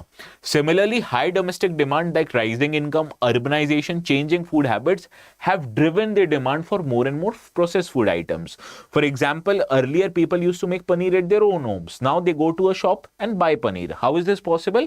Because people trust the food processing sector. That has led to development of dairy products. Same is the case of nutraceuticals. For example, you require whey protein. Where do you buy it? You buy it from a market. So that is how ready-to-eat food, packaged food, as people are getting employed, they have more disposable incomes with them and lesser time available with them. So obviously they would rely more on ready-to-eat foods so as to reduce the time taken in food preparation. Also, this provides an immense export potential, that India's processed food exports cross $20 billion, including the products like processed rice, marine products and spices. And it also in a way helps reduce our food wastage. I've told you how much food wastage we do, and we can do so by reducing or increasing our reliance on the food processing sector. Similarly, it is a very labor intensive sector. So as we develop food processing sector more, it creates more employment, and it also leads to increase farm income, increase farmers' income, and ultimately it increases the level and development of the rural areas of our country. Now, the next part of the question, it asks you the measures that can be done for promotion of employment. First, the most important scheme in this regard is the umbrella scheme, Sampada Yojana. This scheme integrates cold chain, produces mega food parks and agro-processing centers, which would create and generate more jobs and reduce wastage. Other schemes for this sector is the PLI for micro food processing countries. Right, PLI scheme for food processing units, which intensify large-scale investment in ready-to-eat marine and organic products. There was this scheme known as Operation Greens, which was initially launched for 3 crops, tomatoes, onion and potatoes top. Now this has been expanded to increase or include all the crops that are grown in India. So it stabilizes the prices and expands now to other perishable as much as 21 perishables. Similarly, it provides skill development. So initiatives like Pradhan Mantri Kaushal Vikas Yojana and Food Processing Skill Council can actually train workforce who will get employed in these food parks. Similarly, it promotes ease of doing business. Government has now allowed 100% automatic FDI in the food processing sector. So behemoths in the global market, MNCs in the food processing sector, they can invest in India and lead to better development of the food processing sector. Now to conclude, you have to suggest that with a strong agricultural base, growing domestic demand and export opportunities, the FPI has a vast potential to generate inclusive rural employment and enhance farmer income. And government support, which has been provided through better infrastructure, more incentives and skill development, can make India into a global hub of food processing. So, I'm basically trying to summarize the discussion that we have had in a conclusion by providing important keywords, which is very essential for mains. I'm again repeating it. Important keywords are very essential if you have to get good marks in the mains examination. Now the next question, again straightforward question, dealing with the semiconductor industry. Year in and year out, the emphasis of the government have to increase the production of semiconductors in India, particularly due to the disruption in the supply chain of semiconductor that came out as a result of COVID-19 pandemic.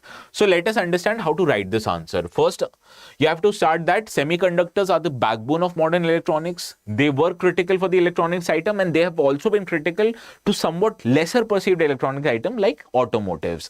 So in today's world, you can't think of a car that can not have a semiconductor, because car, in addition to becoming a car, has also become a electronic gadget. And India's ambition to become a global semiconductor hub is a reflection of by launching the India Semiconductor Mission, which was launched in 2021. But the challenges that are faced in this industry, let us cover this. Now, first of all, this is a very capital intensive industry. To set up a semiconductor unit, you need to have an investment which can stretch up to $10 billion. So tell me, how many companies have the investment capacity of investing $10 billion? Very few. Therefore, and this is not the only problem. To establish a semiconductor factory and to make a products out of it, this is a long duration project. So as it takes a lot amount of investment, large duration of timeline, so very certain companies or very big companies can invest in this sector. Similarly, on India's part, there are several infrastructure gaps. For example, to enable the manufacture of semiconductors, you need a lot of raw materials, be it continuous power supply, which is cheap. You need supply of clean and fresh water. You need supply of clean rooms, which lacks India in the large scale. Also, there's a technology deficit. For example, advanced nodes or advanced semiconductors which come with a FinFET of less than 7 nanometers, which are there in our modern mobile phones, they require cutting edge technology, which can be done so by strong intellectual property regime, which is only dominated by a handful of companies in the world like TSMC of Taiwan, Samsung, Intel, etc. Now, another part is the supply chain constraint. Now, India imports all the raw materials, wafers and equipments which is necessary to manufacture the semiconductor. So again, if we start manufacturing the semiconductor now, it will be more like assembly of the semiconductors, not end-to-end manufacturing. Another is the skilled workforce shortage. Now, you can't just enlist any other labor in the sector. You need skilled, highly skilled labor force, which is lesser available in India. Why? We only have about 5% of our workforce who are formally skilled. Include the informally skilled workers, it covers only the 15% of our total workforce. And probably the most important component here is the geopolitical competition. Now, countries like Taiwan and South Korea, they are already one of the big players in the semiconductor region. Add to it the complexity of US and China's entanglement, it makes India somewhat a less desirable option. So now, what were the important features of government scheme India Semiconductor Mission? It provides financial support to the semiconductor fabs. It provides design-linked incentive to companies who are designing better semiconductors. It provides infrastructure development, talent development, and institutional mechanism. So you can see all the challenges that I've enlisted you here, it can be addressed by the Indian government scheme, that is the ISM. So ISM is a visionary step which can help reduce our import dependence and integrate India into the global supply chain or value chain of the semiconductors. However, its success hinges on bridging the infrastructure gaps, securing global partnership, and fostering research and development, which would help India achieve long-term resilience in the sector. Now, moving to the next question. Now, we come to another aspect of the this subject, that is the internal security. We have covered different questions, that is in all 8 questions in the economy section. Now, let us cover the internal security question, which includes 4 questions. First question, directly you can understand, terrorism is a global scourge. How it has manifested in India? Elaborate with contemporary examples. So the examples that you have to provide needs to be recent. And what are the countermeasures adopted in the state? Do you know why this measure was asked? So that you can enlist the benefits of government of India on Operation Sindoor. So you have to integrate obviously Operation Sindoor into your answer. Without it, this answer would be like a food without salt. Now, what you have to say, that terrorism is one of the gravest threats that disturbs not just Indian peace but also global peace and security. And India, due to its wide size, diversity of the population and geopolitics, particularly the geopolitics that happens with Pakistan, has been a persistent victim of terrorism, both cross-border and homegrown. What are these instances of manifestations of terrorism in India? Let us take a wider look. First, the most important brunt of terrorism that India faces, that emerges from Pakistan and into the states of Jammu and Kashmir, is the cross-border terrorism. Here, infiltration and attacks which has sponsored from across the border happen. Similarly, one of the key problems that India faces is the left-wing extremism that is on the end. Now we'll discuss the question. There's a separate question in it. So Maoist violence, like in the red corridor districts, have created problems for us. So is the insurgency that has developed in Northeast, and in modern forms we have seen the shapes of urban terrorism taken into place. For example, 26/11 Mumbai attacks, serial bombings in major cities, which was one of the key aspects in the early decades of 2000. This was the result. So now what are the contemporary examples? We also have to answer this. The contemporary examples you can enlist are three options. Uri attack, which led to surgical strikes. Jaish-e-Mohammed bombing of the Pulwama convoy of the CRPF. It led to Balakot airstrikes, and the terrorist activity or terrorist killing of people in India who were killed in in Pahalgam. It led to India undertaking Operation Sindoor. So then comes the countermeasures by the state. First countermeasure obviously would be the kinetic measures. Now we have taken a retribution towards the terrorists by launching surgical strikes in 2016, Balakot airstrikes in 2019, on Operation Sindoor in 2025, against the insurgent camps located in Pakistan.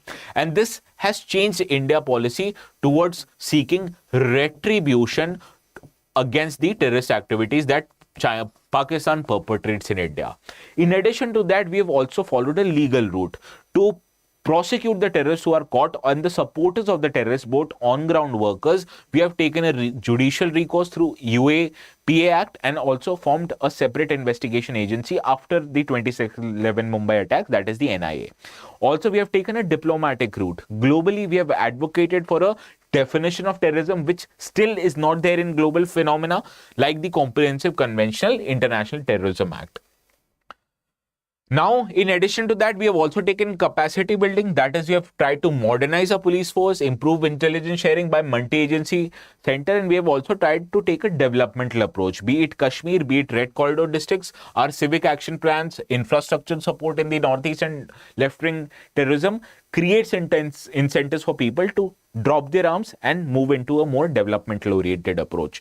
So to conclude, India's strategy, it blends defensive security measures with offensive operations while also pushing for international cooperation. Case in point, you can also highlight the measure taken by India after the Pahalgam incident. India sent a group of its MPs to other countries so as to create a diplomatic narrative how India has been a victim of terrorism, and India is conducting Operation Sindoor not to punish the civilians of Pakistan, not to punish the state actors of Pakistan, but to punish the terrorists who have created attacks in India.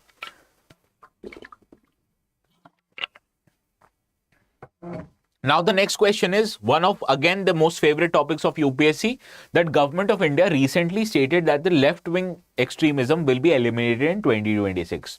You'll hear the statements given by Home Minister, statements given by Home Secretary, all of them highlighted that the problem of left-wing extremism in India has only few numbered days. And what do you understand by LWE? How are the people affected by it? And what are the measures government has taken to deal and eliminate left-wing extremism? So this question becomes important, somewhat tricky, because you have to provide a lot of dimensions and you have to cover a lot of dimension and answer them in just 150 words. So here you have to be very stingy when it comes to selection of words, and you also have to be very precise, because everybody must have prepared this topic. So your answer should stand out among the others. Now here, you can say left-wing extremism refers to armed insurgency by the groups like Communist Party of India that aim to overthrow the Indian state through protracted people's war. And this has been concentrated in areas which has been termed as red districts. Now in 2023, the Government of India declared that this would be eliminated by 2016 as the instances have sharply declined. So you can leave it by stating this fact, and you can give the fact to support your argument in the later part or in the body part of the answer. How you should do that? Let me tell you.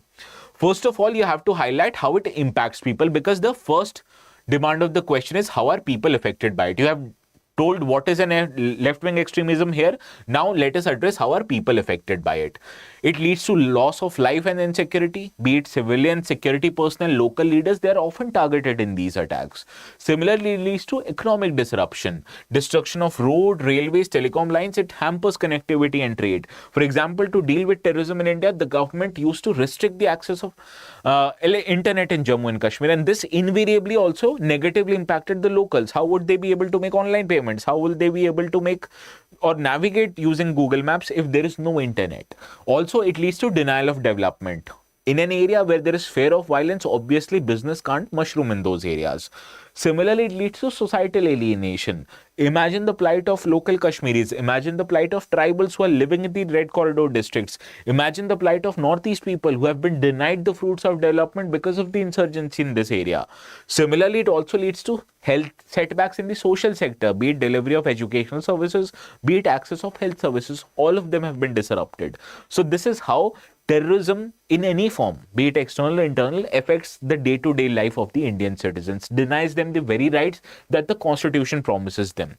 So, how has the government able to deal with this problem? Now let us understand this. First, obviously, the security measure, deployment of CAPFs like ITVP, like CRPF, by making police stations more fortified, using technology like UAV and conducting joint operation has been the fulcrum of this. But in addition to that, we have also taken a judicial recourse, infrastructural and development initiatives, which has led to setup of aquifer schools in the tribal dominated areas. Central assistance has been provided to left-wing extremist districts. Health infrastructure has been created. Telecom, road connectivity, transport connectivity is improved. So has employment opportunities. In addition to that, what you have to remember is that the surrender and rehabilitation policies have also played a very important role. You have to understand, people who participate in left-wing extremism, they are Indian citizens. So you have to promote them to drop their arms and come into the mainstream life. And here, so we are providing them with skill training, financial incentives, so that they can surrender and become the part of mainstream cycle. And therefore, we have been able to reduce the footprint. See the numbers of red wing extremism districts. They were 126 in 2010. Now it is just 18 districts in 2025. So this is the benefit, or this is the result of the government's policy. Without this fact, your answer is incomplete. Please remember it. So to conclude, you have to say that LWA has shifted from a widespread insurgency to a localized security challenge, and a combined strategy of security dominance, developmental outreach and rehabilitation have ensured that government is on a right track to eliminate the problem of left-wing extremism by 2026. Now let us take this question. What are the major challenges to internal security and peace process in the northeastern states? Map the various peace accords and agreement initiated by the government in the past decade. So this is a giveaway. You only have to enlist the peace agreements that have happened in last 10 years, not in the last 30 to 40 years. Please don't commit that Himalayan mistake, okay? Now what you have to do is start with this answer. Why is the problem of insurgency so prominent in Northeast? You have to get on this issue right at the start of the answer. So you can say Northeast region of India, owing to its diverse ethnic composition, porous borders and historical neglect, has witnessed decades of insurgency, ethnic conflict and cross-border militancy. While the security situation has improved, major challenges relating to internal security and peace process still persist. What are the challenges? First is the ethnic origin of the insurgency. Now, there are many factions and insurgent organizations who have a support of wider section of population, be it Ulfa in Assam, be it factions of NSC and particularly the Khaplang faction in Nagaland and Meitei-Kuki clashes, which is even today exists in the state of Manipur. Similarly, the problem of illegal immigration, be it from Bangladesh, be it from Myanmar, has created demographic tensions in India. Particularly, local people have seen the people who are incoming illegal immigrants as a threat to them, and rightly so. Similarly, there exists the problem of porous border. Now, with our Myanmar, many areas have a free movement regime, and this leads to intentional and ultimately, the unintended consequence of this measure is that arms trafficking, and there is also safe havens of insurgents group across the border who they can easily cross and come into India and create all the problems. Also, one of the problems in Northeast is the emergence of drug trafficking. Why? Northeast is very close to Golden Triangle, the regions of Laos, Cambodia and Thailand, which promotes drug cultivation. Similarly, there are ethnic rivalries, be it tribal and non-tribal rivalry, be it inter-tribal conflicts, which have derailed in the past the peace negotiations. See the difference, or see the conflict that is happening in Manipur. It is happening due to the conflicts between Meitei as well as Naga tribes, right? And Kuki tribes also. Similarly, the trust deficit that exists, that people living in the Northeast region, they don't trust the apparatus of the state or any manifestos of the apparatus of the state. So this is the problem that exists in India. Now, the next part of the question wants you to enlist major peace accords and agreement that has happened in the past decade. So we can start with 2050 Naga Framework Agreement that was signed between Indian government and NSC and IM faction. Similarly, the 2019 Border Accord, which was a tripartite agreement signed between NDFB section, ABSU and Government of India, leading to formation of a BTR region, Borderland Territorial Region. Brue-Riang Agreement led to settlement of 30,000 displaced Brus in the state of Tripura. Karbi-Anlong Accord, Assam-Meghalaya Border Pact, which led to resolution of 6 to 12 interstate border disputes, and peace talks with ULFA, that is the pro-talks faction of the ULFA, is going on and it can be renewed further. So the result of this is that the peace process in the Northeast region has significantly reduced the violence with insurgency related incidents, declining by 80% in 2014. However, sustained dialogue, inclusive development and border management remains crucial for the lasting process. We can't stop taking care of this issue and think about this issue getting resolved, right? Now, coming to the last question in my section of the discussion, Praveen sir would come and he would take environmental questions. Why is maritime security vital to protect India's sea trade? Discuss maritime and coastal security challenges and a way forward. Now, this maritime security came into front due to the 26/11 terrorist attack. In 26/11 terrorist attack, terrorists came via Karachi and came directly into the port city of Mumbai and created havoc, leading to death of about 250 people. Therefore, this exposed that India's maritime security is not enough to protect its people from the brunt of terrorism. So India's maritime security has over 90% of the trade by volume and 70% by value happens through sea. Now, our historical understanding of the coastline has been 7,500 kilometers, but recently our coastline has been upgraded. Now, India has more than 11,000 kilometers of coastline, particularly 11,098 kilometers worth of coastline, and it is prominent in 12 major and 200 plus minor products, and its strategic location in the Indian Ocean ensures sea lanes is critically protected for trade, energy and economic stability. So this is your introduction. Your introduction is not complete unless you don't mention what is the size of India's coastline, which has increased recently.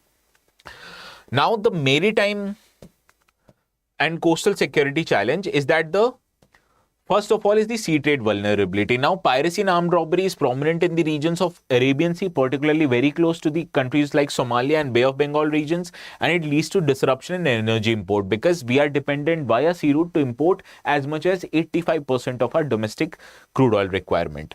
Similarly, terrorism and illegal activities have been perpetrated from sea. Case in point is 26/11 Mumbai attack. Similarly, smuggling of arms, narcotics, contraband, that still happens via the sea route.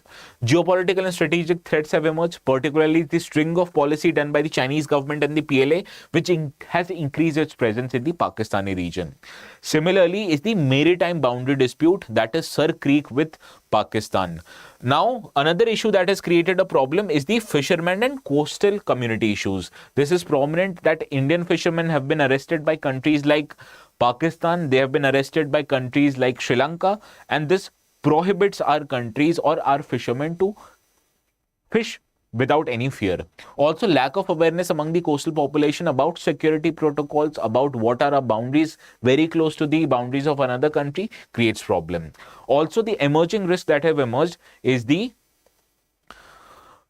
risk of climate change, global warming and environmental risk. Now, with rising climate change and global warming, cyclones, rising sea levels, maritime pollution have affected the livelihood of fishermen. So this is also the emerging challenge in this regard, which can create problems for India.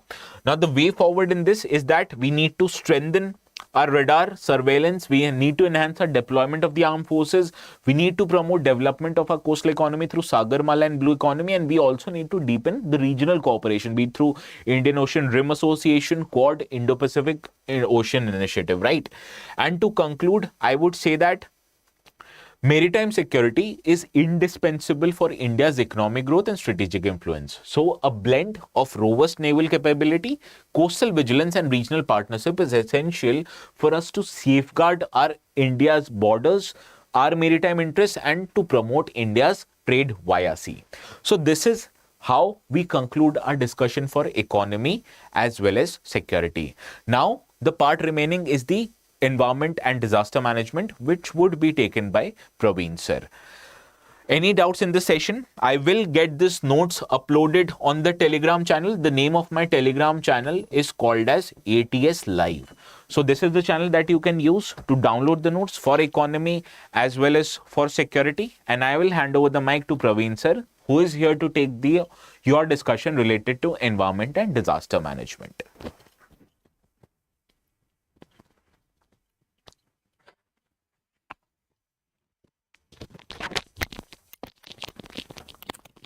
Thank you so much, sir. And hello, everyone. Very warm welcome once again from my side. And here we are going to discuss about environment and ecology. So I believe everything is going good. Just give me a moment.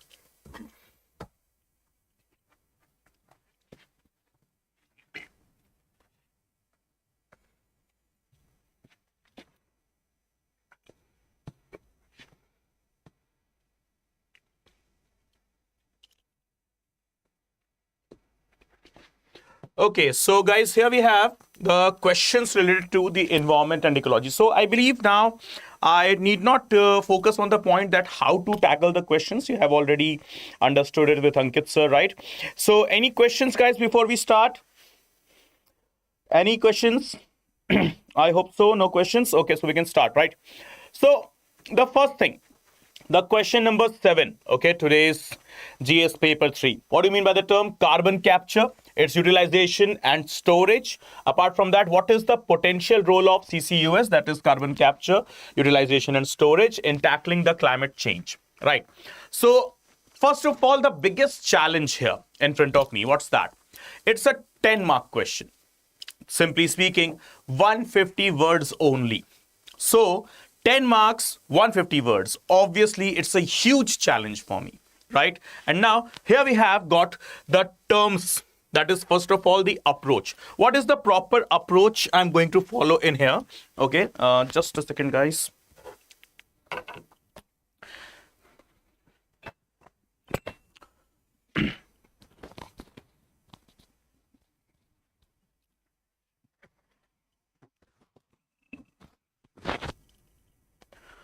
Okay, no worries. So I think our marker pen has been lost. No worries. Okay, we can use the hand itself directly.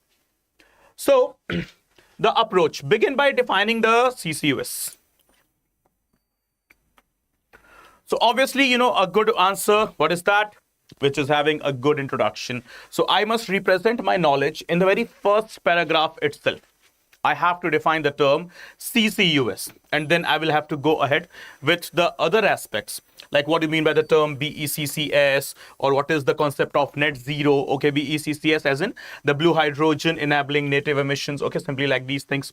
So just let's start. Carbon capture, utilization and storage. What is this? It is captured from large point sources such as coal-fired power plants or industrial facilities or from the atmosphere. Okay, simply speaking, I have to capture something. Like whenever it comes to carbon capture, whenever we have got to discuss this one particular country, without which we can't actually discuss the concept of carbon capture. Okay, the name is Bhutan.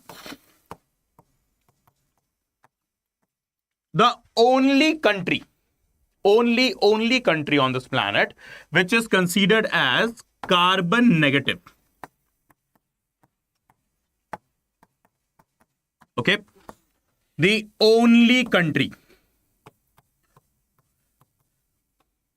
Let's say, for example, they emit X units of carbon. So they capture X plus 1 level or X plus 1 units of carbon.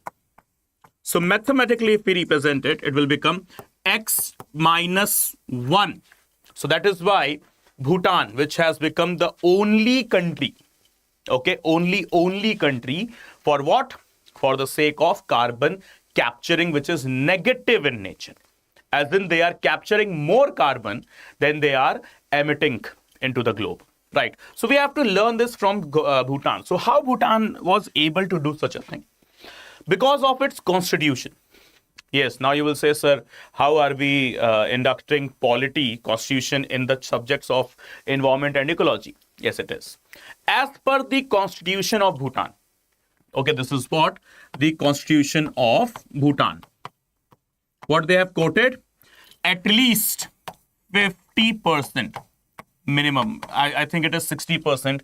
Okay, so either it is 50 or it is 60%, okay, of the land area must be covered in forest. Okay, must be covered in forest.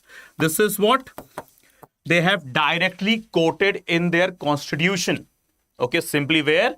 In their constitution, that 50 or 60% of the land area must be covered with what? The forest, that is greenery. So they are capturing more carbon than they are emitting, right? So this is what the concept of carbon capture. Now, the transport.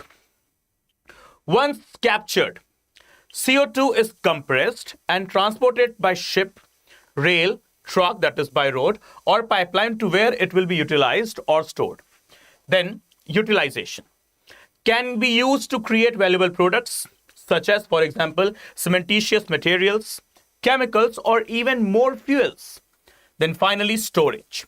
Alternatively, it can be injected deep underground into geological formations such as depleted oil and gas reservoirs, the coal seams, or the saline aquifers for the long-term storage.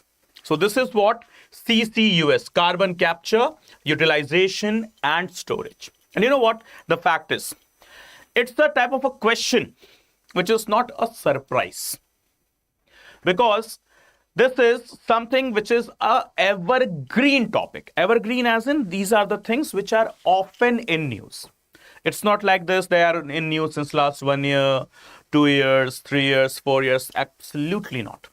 They are in news for, permanent thing they are. Okay, they will be there in news for sure, right? So here we go. So potential role of CCUS in tackling climate change. Now I have to go ahead with the second part of the question. What is the potential role of CCUS in tackling climate change? So obviously, first of all, I have to just define what are the challenges we are facing as the planet, not just as a nation, as a whole planet. What are the challenges we are facing? So first challenge, the biggest challenge. What's that? The rising globalization. Environmentally, not talking about from the politics or economics concern, okay, from the economics or polity point of view, just from the environmental point of view.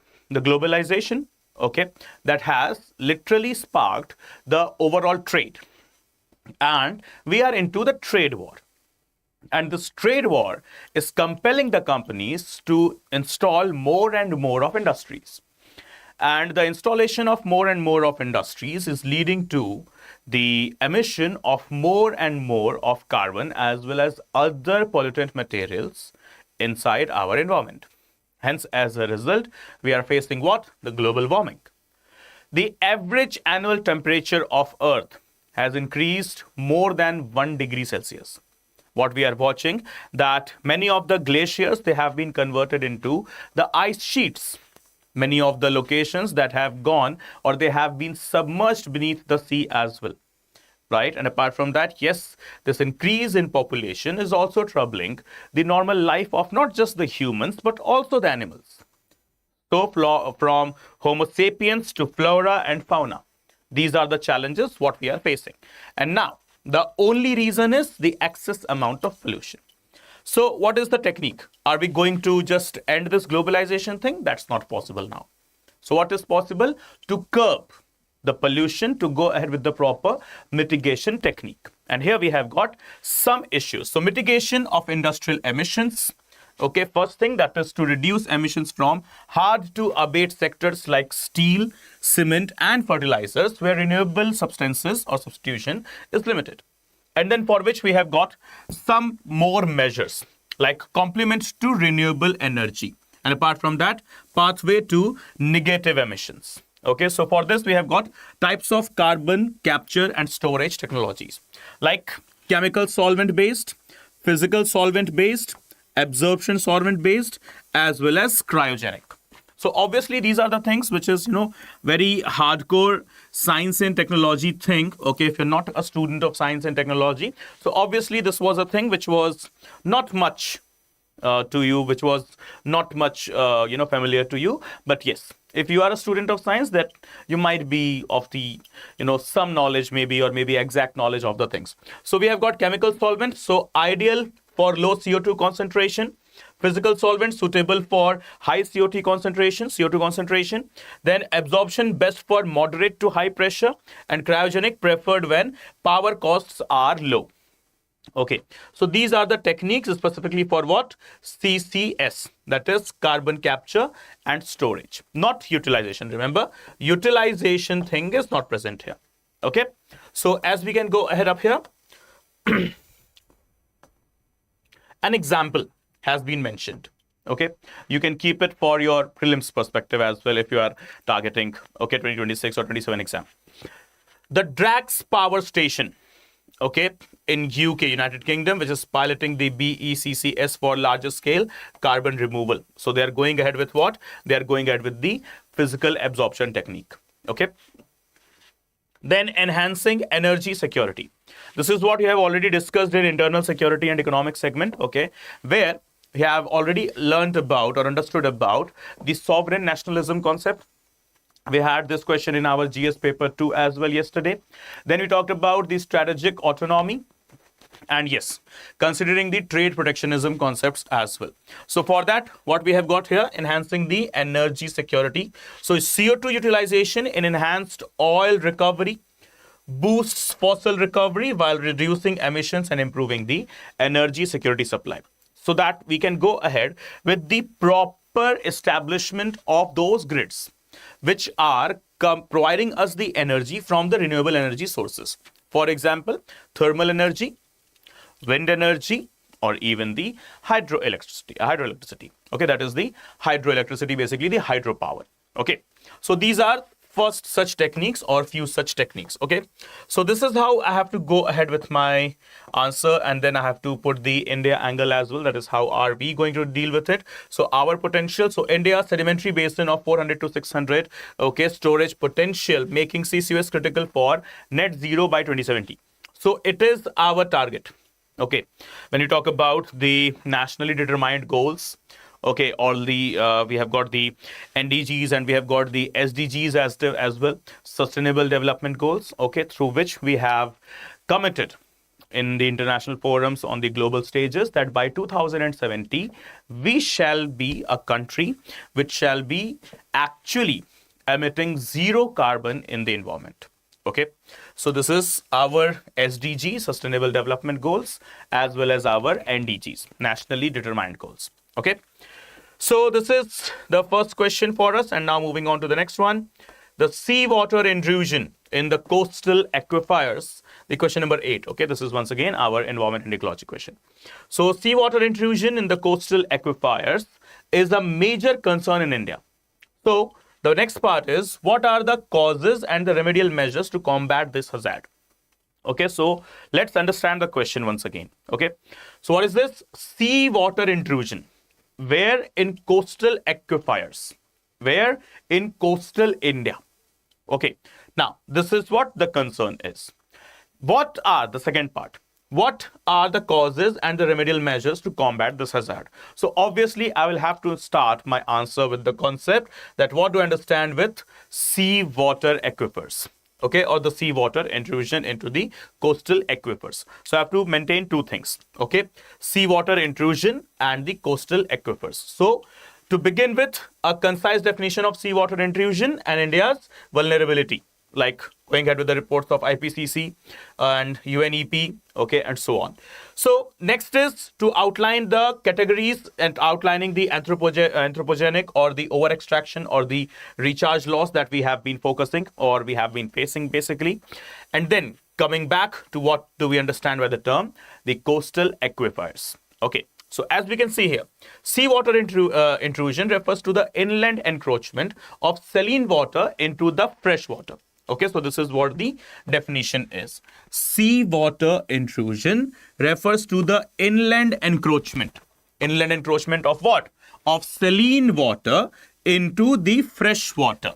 Okay, when the balance between the freshwater hydraulic head and seawater pressure is distributed or basically disturbed.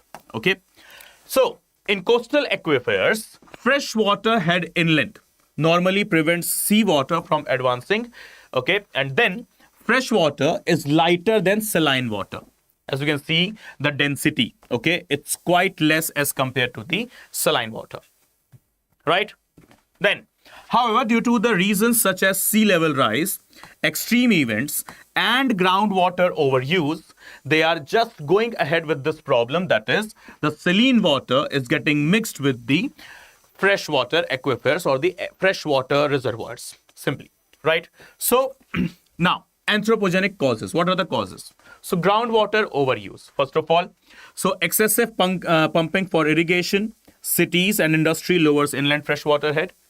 And then land use and recharge suppression. What is going on? Urbanization once again, concentration again, and wetland reclamation or reduction in the natural recharge of fresh water. And what is the best example? Kochi wetlands. Okay, they have lost their actual status because of the loss in the present freshwater system. Okay, the edge effect in ecology, environment and ecology, we do read about this term that is known as edge effect. So that edge effect thing has been disturbed, which is the high ecotones area, which is, present where, which is an ecotone. Ecotone is what? Ecotone is basically a particular position or a particular place or a particular, you can say, the transcending area. One environment to another environment. Between the land and water, you have got the beaches. So what are they? They are the ecotone. Okay, so basically the transition area where the environment is changed, or where the ecology has been changed, right? Okay, so these are the anthropogenic causes: groundwater overuse and land use and recharge suppression. And then we have got the sectoral water demands. Once again, agriculture, saline irrigation returns flow, and then like we have got the coastal engineering and extractive works. Like we have got the sand mining, dredging, and port expansion. And then finally, we have got the ecosystem degradation and maladaptation. Okay, so these are the things because of which we have been going low and low, and we have been losing our aquifers, the freshwater aquifers, right? So the natural causes, apart from the anthropogenic or the man-made, the natural causes are here as well. That is climate-driven pressures, geological and hydrological settlings, then deltaic and coastal dynamics, and finally the hydrodynamic and climatic variability. So these are the reasons because of which the saline water gets indulged or mixed up with the other part, that is basically the freshwater ecosystem, right? Ultimately disturbing the human life, not just the human life, but also the other flora and fauna, right?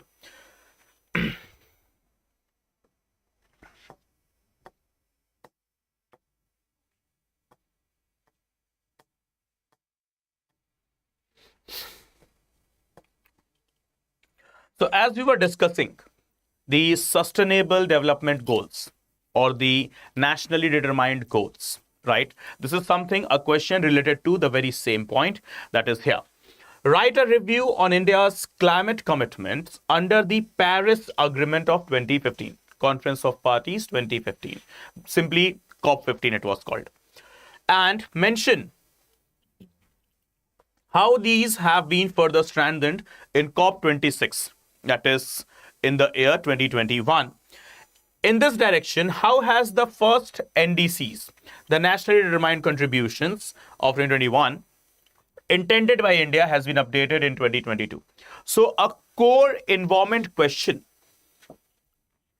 that is directly correlated with the current affairs, that how our 2021 commitments, they have been upgraded in the year 2022. How can I tackle this question? I can tackle this question only when I have understood about 2021 commitments. Then only I will be able to provide the 2022 commitments, and then I will have to provide the basic difference part as well, 2021 as well as 2022.